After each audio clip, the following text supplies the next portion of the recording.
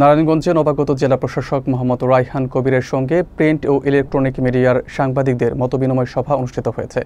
জেলা প্রশাসকের সম্মেলন কক্ষে বিকেলে অনুষ্ঠিত এই সভায় সাংবাদিকতা ও প্রশাসনের পারস্পরিক সহযোগিতার গুরুত্ব তুলে ধরা হয়। জেলা প্রশাসক জানান, সমাজ ও রাষ্ট্র গঠনে সাংবাদিকদের ভূমিকা অত্যন্ত গুরুত্বপূর্ণ। তিনি আসন্ন জাতীয় নির্বাচন সুষ্ঠুভাবে সম্পন্ন করতে সবার সহযোগিতা কামনা করেন। বিস্তারিত দেখুন এস.এম. জহিরুল ইসলাম বিদ্যুতের প্রতিবেদনে। নারায়ণগঞ্জ জেলায় নবাগত জেলা প্রশাসক মোহাম্মদ রায়হান কবির প্রিন্ট ও ইলেকট্রনিক মিডিয়ার সাংবাদিকদের সঙ্গে কথা বলতে এক মতবিনিময় সভার আয়োজন করেন। 19 নভেম্বর বিকেলে জেলা প্রশাসকের সম্মেলন কক্ষে অনুষ্ঠিত এ সভায় তিনি সাংবাদিকদের দায়িত্বশীল ভূমিকার প্রশংসা করে বলেন, সমাজ গঠন থেকে শুরু করে রাষ্ট্রীয় কার্যক্রমে গণমাধ্যমের অবদান অত্যন্ত গুরুত্বপূর্ণ। তিনি উল্লেখ করেন, সাংবাদিকতা কোনো সাধারণ পেশা নয়, বরং তা একটি দায়িত্ববোধের জায়গা, যেখানে জনস্বার্থকে প্রাধান্য দিয়ে তথ্য উপস্থাপনা করা হয়। সভায় জেলা প্রশাসক জানান, প্রশাসন ও সাংবাদিকতা একে অপরের পরিপূরক এবং বিভিন্ন উন্নয়নমূলক কার্যক্রম বাস্তবায়নে উভয় ক্ষেত্রে সমন্বিতভাবে কাজ করলে জনসেবা আরও কার্যকর হয়।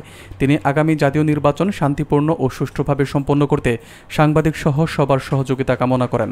সভায় অতিরিক্ত জেলা প্রশাসক মোহাম্মদ আলমগীর হুসাইনের সঞ্চালনায় বক্তব্য দেন অতিরিক্ত জেলা প্রশাসক নাইমা ইসলাম, নারায়ণগঞ্জ প্রেস ক্লাবের সভাপতি আবু সাউদ মাসুদ ও সাধারণ সম্পাদক আফজাল হোসেন পন্টি।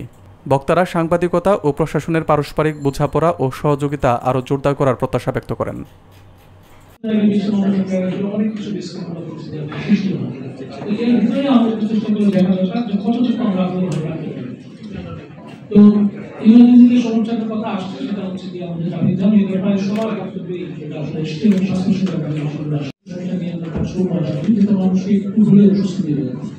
আমি এটা হয়তো ওইরকম করে করতে পারবো না যে আমাদের বিভিন্ন সেক্টরের মধ্যে একটা প্রস্তাব দিয়েছে, অবশ্যই আমি করা যায় না। আর অন্যান্য ভাইয়েরা কিছু পার্সোনাল সমস্যার কথা বলেছেন, এই সমস্যাগুলো আমরা আস্তে আস্তে দেখার চেষ্টা করবো। আর আমি একটু আমার ব্যাকগ্রাউন্ডে একটু বলে দিতে চাই সাংবাদিক ভাইদের সাথে আমার যে পরিচয় যে বিষয়টা। আমার চাকরি শুরু হয়েছিল মন্ত্রণালয়ে, সেখানেও আমাদের যদিও কোনো পলিটিক্যাল কোনো বিষয় ছিল না, কিন্তু সাংবাদিক ভাইদের সাথে আমাদের ভালো সম্পর্ক ছিল। আমার মূলত সাংবাদিক ভাইদের সাথে সম্পর্ক শুরু হয়েছে সিলেক্ট সেই সময়টা ভিডিও দিয়েছিলাম সেই সময়টা, এবং সর্বশেষ তো আমাদের রংপুর প্রেস ক্লাব নিয়ে এবং আপনার শুনে হয়তো খুশি হবেন নাকি খারাপ করবেন জানি না। আমি যদি যে কোনো আমার যখন একটা অর্জন হয় 100টা মেসেজ যদি আমি পাই, তার মধ্যে অন্তত 70টা সাংবাদিক যে কোনো কারণে এখন আমাকে পছন্দ করতেন। এখনো আমি আপনাদের সম্পর্কে জানি যে নারায়ণগঞ্জ তো সবাই বলে ক্রিটিক্যাল জায়গা, তো এইখানে প্লাস পয়েন্ট কি স্যার, এরকম সময় হয়তো ধরেন তো আমি চেষ্টা করবো যদি ধরে ফোন ব্যাক করে আসলে একজন ভাইকে ফোন দিয়েছি যে ধরতে পারি না,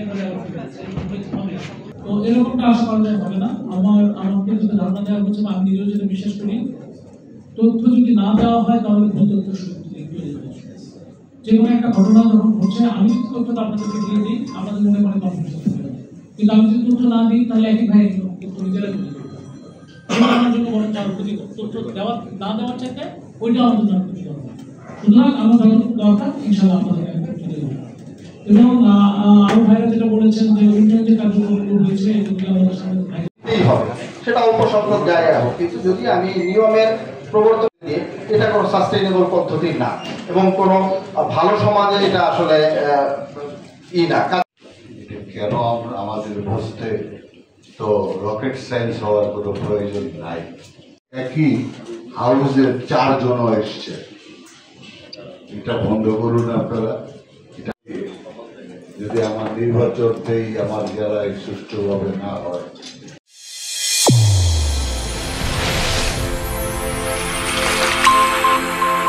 চ্যানেল A1 হৃদয়ের স্পন্দন।